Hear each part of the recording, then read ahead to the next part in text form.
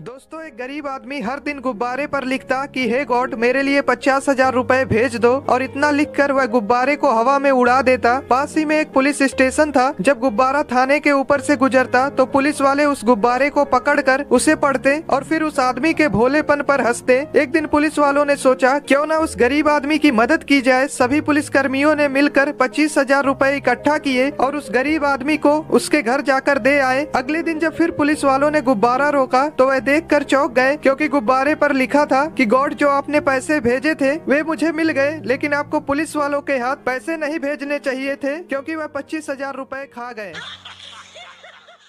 दोस्तों, एक बार एक लड़का मुंबई घूमने गया। वहाँ उसका वॉलेट कहीं गिर गया। लड़का पैसे उधार लेने के लिए अपने मुंबई में रहने वाले दो दोस्तों के पास गया। एक दोस्त से उसने 1,000 का नोट लिया और दूसरे दोस्त से 500 रुपए का नोट लिया, लेकिन फिर उसके 1,000 रुपए कहीं गुम हो गए। बचे हुए 500 रुपए में से उसने 300 की शॉपिंग कर ली और बाकी 200 रुपए में से उसने 100 रुपए अपने दोनों दोस्तों को वापस कर दिए। अब लड़का एक दोस्त का 900 रुपए उधार है और दूसरे दोस्त का 400 रुपए उधार है, मतलब 1,300 रुपए उधार है। अब बड़े ध्यान से सुनिएगा, लड़का 1,300 रुपए उधार है और उसने 300 की शॉपिंग की थी, यानी टोटल हुए 1,600 रुपए, लेकिन उसने अपने दोस्त से सिर्फ 1,500 रुपए लिए थे। अब सवाल ये है कि 100 रुपए कहाँ से आए। दोस्तों, अगर आपको इसका जवाब पता है तो जरूर बताइए, और अगर इसका सही जवाब जानना चाहते हैं तो कमेंट बॉक्स में।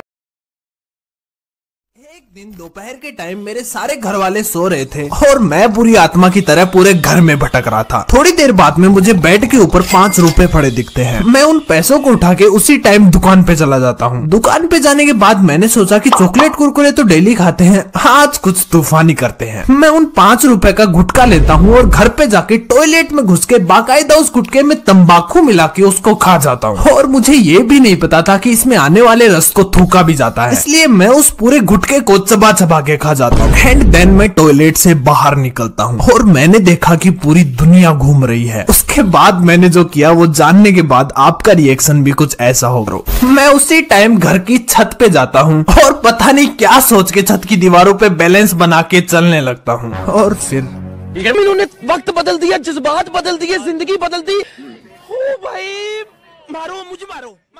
दोस्तों, एक बार एक लड़का मुंबई घूमने गया। वहाँ उसका वॉलेट कहीं गिर गया। लड़का पैसे उधार लेने के लिए अपने मुंबई में रहने वाले दो दोस्तों के पास गया। एक दोस्त से उसने 1,000 का नोट लिया और दूसरे दोस्त से 500 रुपए का नोट लिया, लेकिन फिर उसके 1,000 रुपए कहीं गुम हो गए। बचे हुए 500 रुपए में से उसने 300 की शॉपिंग कर ली और बाकी 200 रुपए में से उसने 100 रुपए अपने दोनों दोस्तों को वापस कर दिए। अब लड़का एक दोस्त का 900 रुपए उधार है और दूसरे दोस्त का 400 रुपए उधार है, मतलब 1,300 रुपए उधार है। अब बड़े ध्यान से सुनिएगा, लड़का 1,300 रुपए उधार है और उसने 300 की शॉपिंग की थी, यानी टोटल हुए 1,600 रुपए, लेकिन उसने अपने दोस्त से सिर्फ 1,500 रुपए लिए थे। अब सवाल ये है कि 100 रुपए कहाँ से आए। दोस्तों, अगर आपको इसका जवाब पता है तो जरूर बताइए, और अगर इसका सही जवाब जानना चाहते हैं तो कमेंट बॉक्स में।